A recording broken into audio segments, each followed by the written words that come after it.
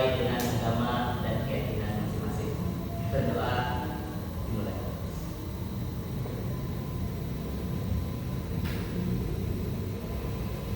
Berdoa selesai.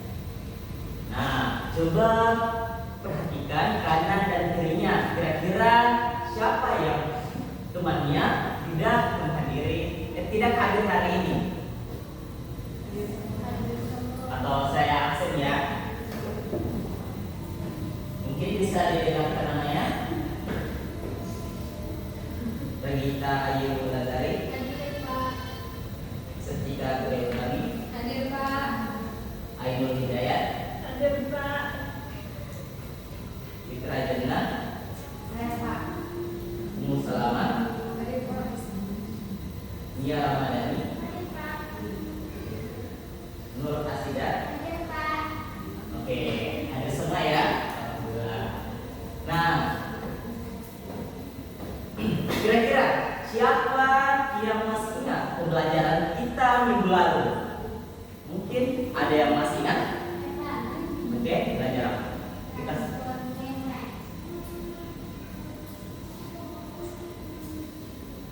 Oke, membran. Ada yang masih tahu kita belajar apa? Nah, oke. Kita minggu lalu telah membahas apa itu sel dan membran sel. Kira-kira ada yang masih ingat nggak? Bagian-bagian dari organel sel. Oke. Mitokondria. Oke. Plasma. Oke, betul sekali. Nah, di mana yang sudah kita pelajari kemarin itu tentang organel sel yang terdiri dari mitokondria,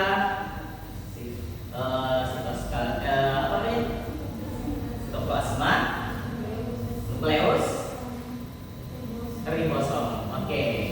Kira-kira ada yang masih ingat nggak apa sih fungsi dari membran sel? Ada yang masih ingat?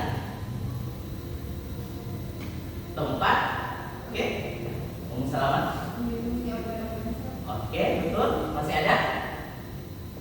Oke, kita. Mengontrol transformasi zat dan berperan dalam komunikasi. Nah, betul sekali. Sebagai tempat keluar masuknya molekul-molekul atau zat untuk kebutuhan sel. Nah, saya akan menampilkan video dan Anda tebak kira-kira kita akan belajar apa ya kali ini. Mungkin saya akan kasih dulu dengan video pertama.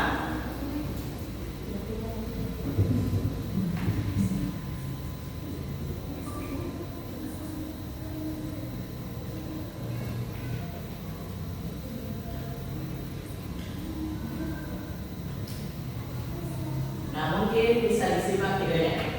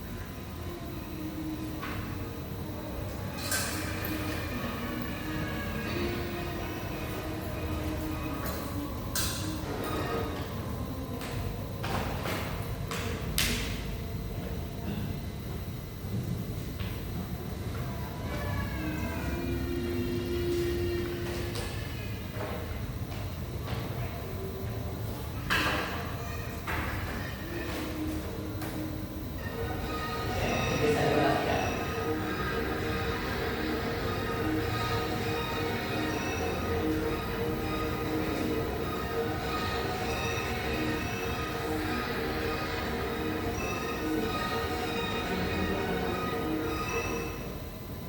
Nah, ada yang bisa tebak? Atau Bapak kasih clue kedua untuk menebak kita belajar apa hari ini? Oke. Mungkin perhatikan ya.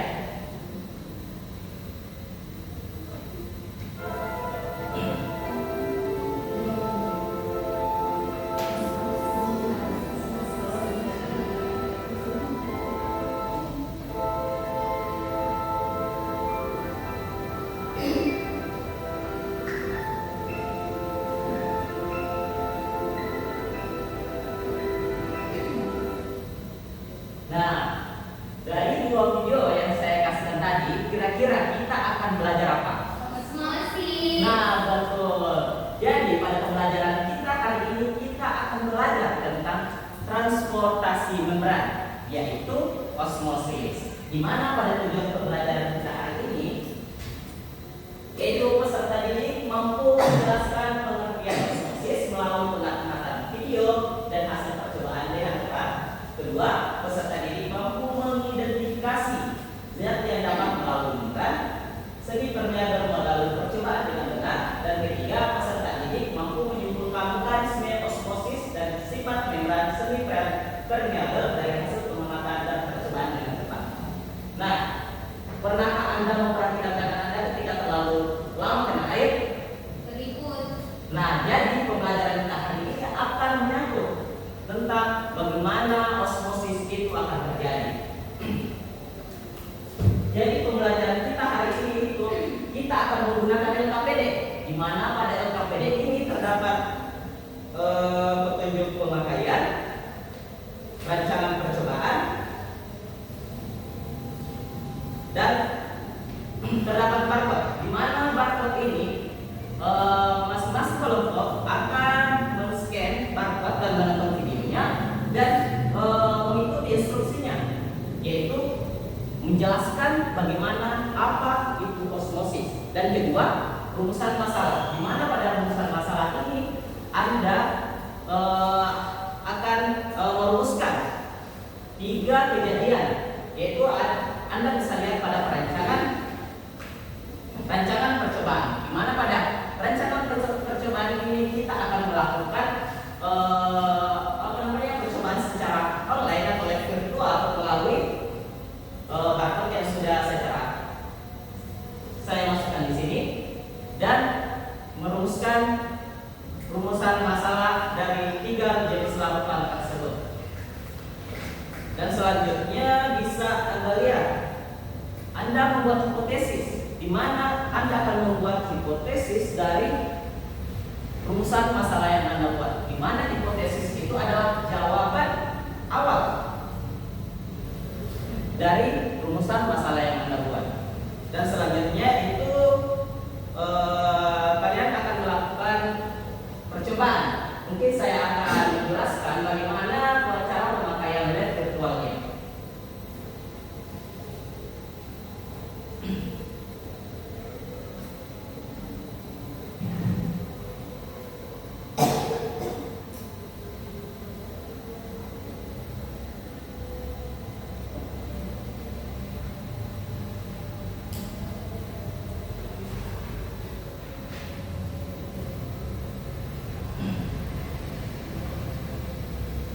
Lebih kayak begini tampilannya. Anda akan disuruh sesuai instruksi dari LKPD-nya, yaitu berapa persen larutan gula yang ada pada calon baterinya. Jadi misal Anda memasukkan 15%, dan untuk di bentangnya berapa persen sesuai dengan LKPD yang sudah ditentukan. Lalu tekan cross selectional view untuk melihat penampak dari bentang. Jangan lupa taruh paku untuk melihat apakah larutan tersebut naik atau turun, tetap lalu start.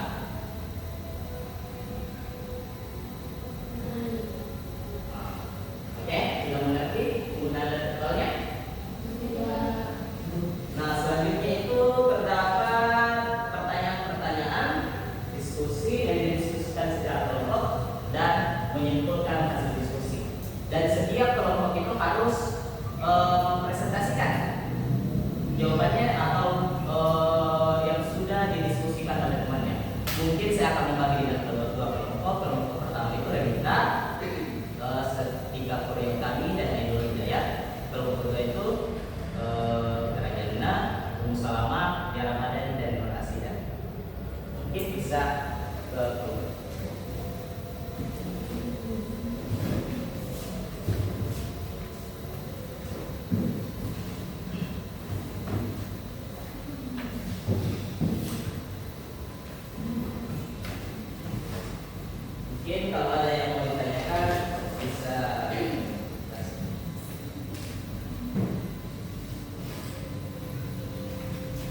Apakah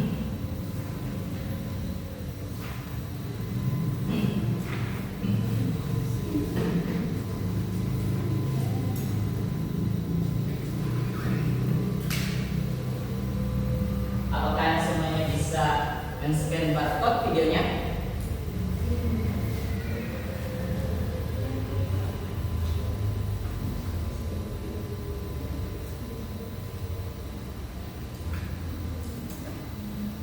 Bila terjadi kendala, saya akan menunjukkan di sini langsung di sini.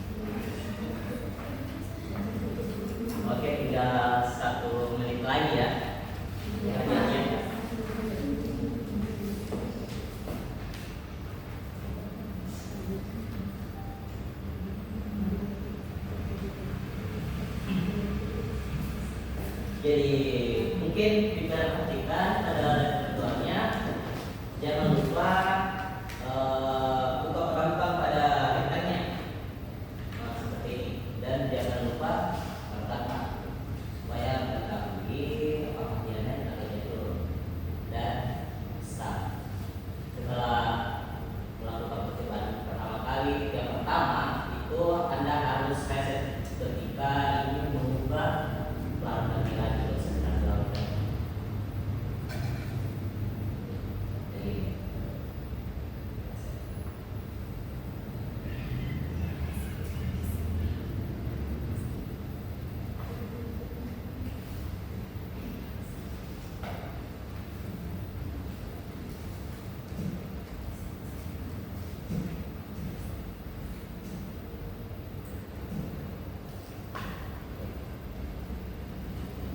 apakah sudah selesai? Jika sudah selesai, mungkin dari kelompok 1 memaparkan apa hasil dari hasil diskusi dari kelompok 1 dan paparkan. Mungkin bisa berdiri untuk memaparkan apa yang sudah didapatkan dari hasil diskusinya. Dari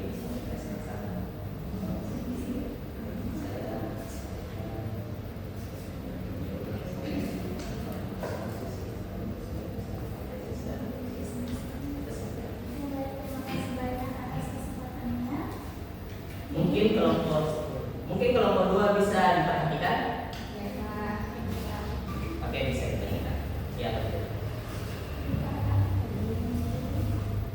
Jadi setelah kami mengamati video mengenai peristiwa osmosis, kami akan menjelaskan apa itu osmosis. Nah, di mana osmosis itu adalah pergerakan air melalui membrana semi permeabel dari larutan berkonsentrasi rendah ke larutan berkonsentrasi tinggi untuk menyamakan konsentrasi di kedua sisi. Yang selanjutnya rumusan masalah yang kami dapat itu apa yang terjadi terhadap volume larutan dalam kentang jika konsentrasi larutan gula dalam cawan Petri dan dalam kentang sama 20% dan 15%, 15% dan 15%. Nah, yang kedua, bagaimana perubahan volume larutan dalam kentang ketika konsentrasi larutan gula dalam cawan Petri lebih rendah daripada dalam kentang 10% dan 25%. Dan yang terakhir itu bagaimana perubahan volume larutan dalam kentang ketika konsentrasi larutan gula dalam cawan Petri lebih tinggi dibandingkan dengan dalam kentang, yaitu 20% dan 0%. Dan hipotesis yang kami dapatkan itu pada larutan 15% dan 15% tidak terjadi perubahan volume karena konsentrasi sama isotonik. Nah, pada larutan 10% cawan dan 25% kentang, volume larutan dalam kentang bertambah karena air masuk, yaitu hipotonik. Nah, pada larutan 20% cawan dan 0% kentang, volume larutan dalam kentang berkurang karena air keluar, yaitu hipertonik. Nah, hasil pengamatan dari kelompok kami yaitu konsentrasi larutan gula yaitu di bagian cawan Petri 15%, kentang 15%, dan keterangannya itu tetap. Nah, berdasarkan hasil pengamatan kami yang terjadi yaitu perubahan terjadi pada kombinasi 10% dan 25% dan 20% FS 0%, hanya kombinasi 15% dan 15% yang tidak mengalami perubahan. Oke, mungkin itu adalah presentasi yang dipaparkan dari kelompok 1. Mungkin ada pertanyaan atau yang berbeda dari kelompok 2. Mungkin bisa ditanggapi jika ada. Oke, bagaimana kelompok 2?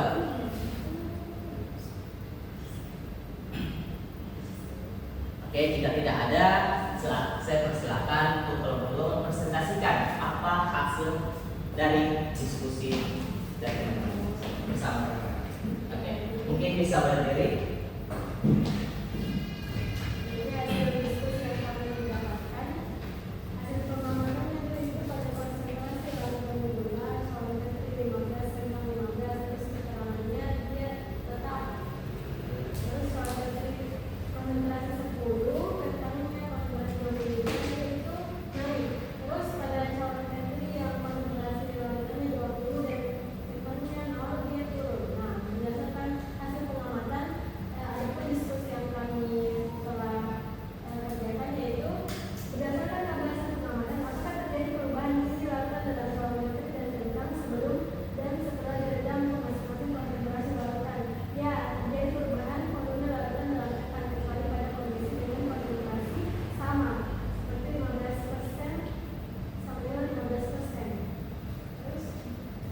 jika pada salah satu konsentrasi tidak terjadi perubahan kedaulatan, pada konsentrasi berapa hal itu terjadi dan mengapa tidak terjadi perubahan kedaulatan tersebut?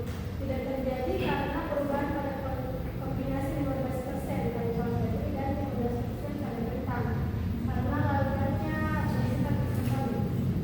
Oke, itu adalah presentasi yang didapatkan dari kelompok 2. Apakah kelompok 1 memiliki pertanyaan atau memiliki hasil yang berbeda dari kelompok 2?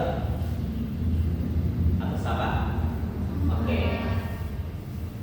Jadi kita telah melaksanakan pembelajaran yang ada di LKPD, yaitu melakukan percobaan menggunakan lab virtual. Jadi kira-kira siapa yang bisa menyimpulkan dari pembelajaran kita hari ini? Oke, silakan. Jadi kesimpulan pembelajaran kita pada hari ini yaitu perpindahan air atau osmosis dipengaruhi oleh perbedaan konsentrasi larutan antara lingkungan luar dan di dalam. Larutan hipotonik ini menyebabkan air masuk ke kentang, larutan hipotonik akan menyebabkan air keluar dari kentang, dan larutan isotonik tidak menyebabkan perubahan volume. Oke, bagus sekali. Terima kasih dari kelompok 2. Ada yang bisa menyimpulkan dari pembelajaran kita hari ini?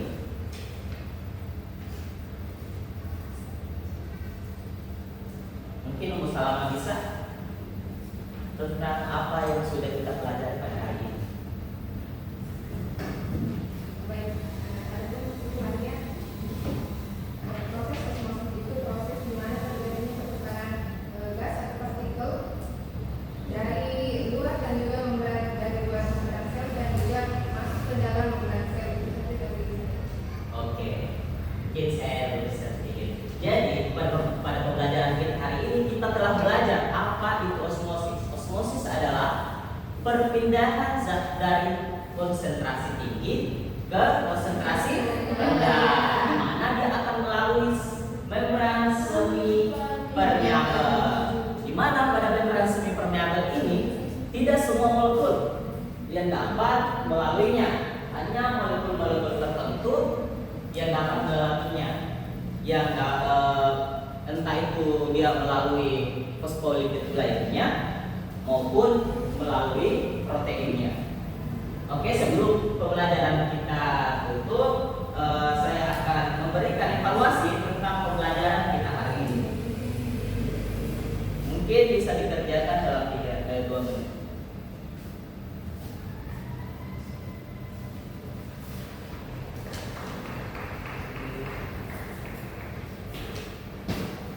Oke, silakan.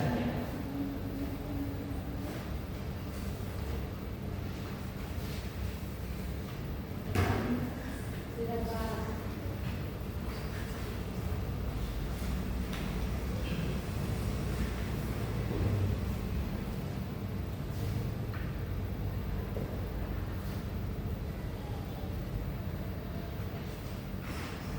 Oke, selesai. Oke.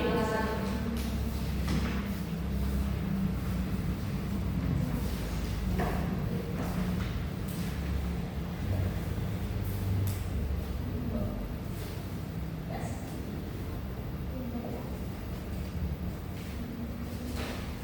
Nah, mungkin sekian dari pembelajaran kita hari ini.